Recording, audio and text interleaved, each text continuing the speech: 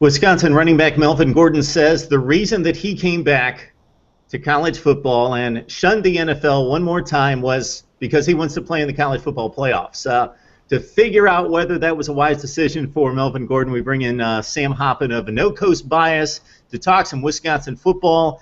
Summer camp, fall camp, whatever you'd like to call it, is just about a week away for the Badgers as well. Hey, Sam, how are you? I'm doing well. How are you doing, Mark? I'm doing just fine. And I think if the Badgers do anything this season on an elite level, I think there's no question this is a good football team. They're a top 15 or 20 team. They're going to win their share 8 or 9 games without much issue. But to really play for a championship, it starts at quarterback.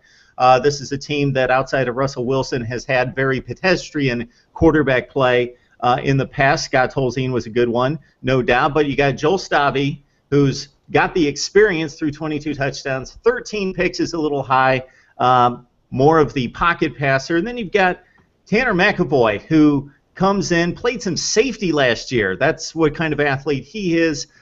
He's more of Gary Anderson's style quarterback in that he can run around a little bit. So your thoughts about the quarterback situation coming into fall camp? Right, like you mentioned, I mean, Stave's got the experience. He had a good season last year. I definitely made his fair share of mistakes, but I think the thing to look at is the core that he had with Abradaris, Jacob Pedersen at tight end, James White running the ball. That was an outstanding group that he's certainly going to miss this year. Which I think bodes well most for McAvoy.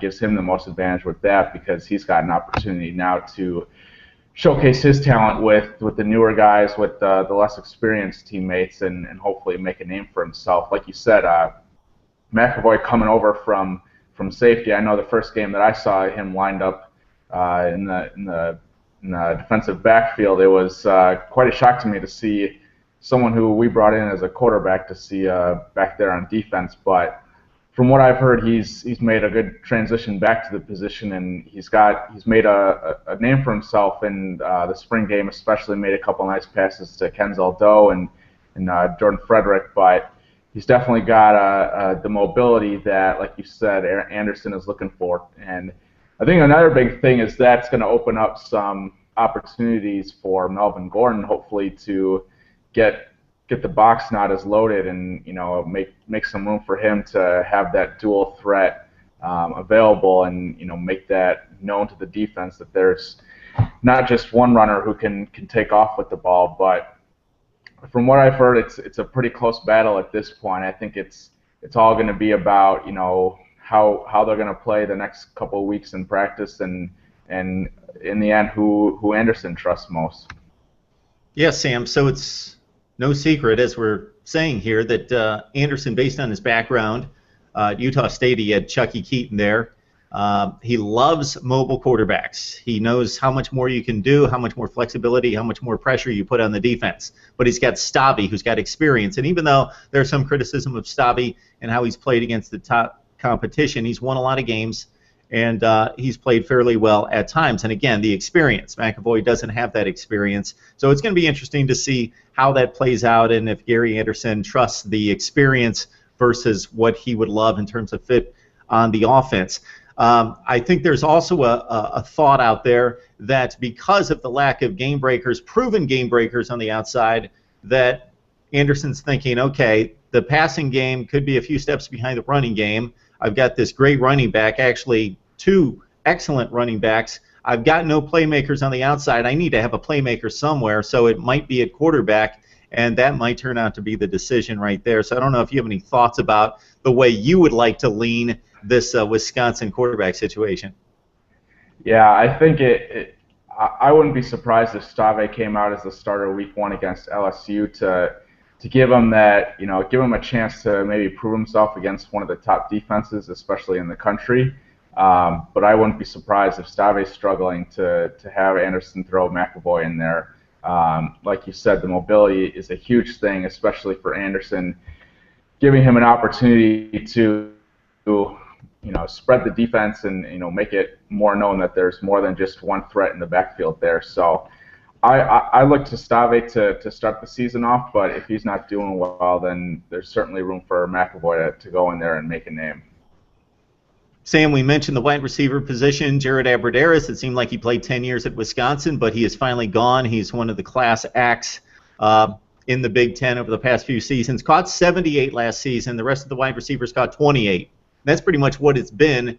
Abbrederis saved his best for last in terms of his senior season, but even before that, he was catching 50, 60 balls. Other wide receivers, 5, 6, 8, 10 receptions. They got production and typically do out of the tight end. So you got a list of guys who Gary Anderson was very, very open and honest about at Big Ten Media Days that he's concerned about the wide receiver position. He said, we're going to have to take 3 really good ones to LSU, to Houston rather, to take on the LSU Tigers, and we need to find 3 capable wide receivers. And, hey, it's wide open. So you got Reggie Love, who missed 2013, who made some plays in 2012. Kenzel Doe, the most experienced, the guy that seems to have the game-breaking ability potential, but he's mostly done that as a return guy. You got Jordan Frederick with 10 receptions last year. Robert Wheelwright, who was mentioned by Gary Anderson. You got guys that are coming in with not a huge pedigree from the high school ranks. We're not talking about 5-star guys, but 3-star guys that, who knows, Wisconsin has been able to turn those guys into productive players in the past. So your thoughts about the wide receiver position? Wow, it's just wide open. Yeah, it's going to be a lot of shoes to fill with Abbrederis gone. But like you said, Doe is probably the most experienced. But the question I have about him is his size. I mean, he's 5'8", 175 pounds. I mean, that's not the kind of height and weight you're looking for in a top receiver. I think Jordan Frederick's got a little bit more of the build at 6'4", 215, and I think he can be that guy who Stave or McAvoy, whoever it is, can really look to hopefully make some plays. Like you said, Doe's got the explosiveness, but I think one guy to look at least that I've seen getting a lot of attention, is Robert Wheelwright. Sophomore this year, he had a little injury setback in the spring game, but from what I heard, a lot of the coaches think he's got a lot of potential. He's just a sophomore. He's got a lot of ways to develop, and I think there's a lot of, like you said, a lot of potential for this group. But it's really going to be who can stand out and who can make the most of a depleted wide receiver core. It's always one of the best running attacks in college football. This season should be no different. I would think, at least looking at the running back position. No James White. Melvin Gordon comes back, 1,600 yards, 12 touchdowns. Corey Clement, an excellent backup, really racked up some yardage as a freshman. The offensive line, your thoughts about Wisconsin running the football? Is this going to be vintage Wisconsin, or are there any concerns with running the football this year? I think you see vintage Wisconsin pounding ground. I mean, like I said before, hopefully we can find a threat that's going to take more men out of the box on the defense. But Melvin Gordon's got some tremendous talent. He's coming off of a great season, looking to make an impact on this school and make it so that he's remembered the way that Ron Dana's remembered. And I'm not quite sure he'll get to that level, but if he puts the work in, I know he can really make a difference. And Corey Clement, the flashes I saw with him last year coming in as a third string against some of the top defenses, I mean, he was playing just as well as Gordon and White were at times. So I think there's definitely a lot of bright lights with the running game, and I think that's what's keeping a lot of Wisconsin fans excited about this season, is hopefully getting them to have some of the same performance that they had last year. Obviously losing White's big, but I think Gordon and Clement can really step in and make that void not as missed. All right, Sam, let's flip it to defense. No Chris Borland. He was the prototypical tough guy, smart guy, Wisconsin linebacker. Other than not playing the 4-3 in the classic middle linebacker position, you could almost hail back to days of Chris Spielman and Ray Nitschke and Butkus and all those guys when talking about Chris Borland, because, again, just the tag of the guy that knows the offense, knows the defense, and can get the guys in the right position. Then he's so smart and instinctive and tough. So he moves on to the NFL. Bo Allen gone as well. There's quite a few losses on both sides of the football for the Badgers. I believe they only bring back 9 starters total on both sides of the football. That's the least in the Big Ten. So the defense has to step up. and some young guys need to step in and fill some gaps. So your thoughts about the defense? Yeah, we've got a very young defense. Definitely going to need some guys to step up. I think we've got a couple solid replacements for Borland in inside linebacker. Derek Landish and the two Trotter brothers have definitely shown a lot in their couple of years here. Definitely have what it takes to step up and fill that role. I know it's going to be a big fill to fill up Bo Allen's missing departure, but that I definitely think with Warren Herring, he's definitely got the ability and the size definitely to take it to the next level. And I think Zagzewski also, he's definitely shown a lot of potential over the past year. I know if coaches have seen some good moves from him this spring and this summer, and are hoping that he can make a name for himself as well. As far as the defensive backfield, I think we've got some pretty experienced players. Like the quarterback position last year, they had their ups and their downs. There was a lot of troubles, but they had their good shining moments as well. I think they, with the loss of a couple people back there, I think Sojourn Shelton and Darius Hillary can certainly anchor that defense at the cornerback position, and hopefully not make as many big mistakes. I know the Badgers got burned for quite a few big plays with, I think, over 20 giving up 20 plays of 20 or more yards, and that's certainly something that we're going to have to get rid of. I know we've had a couple losses in the past with final minute Hail Marys, and that certainly is not something that we want to continue with in the future. But hopefully our defense can step up. We had one of the top defenses against the run last year, so hopefully we can continue that this year.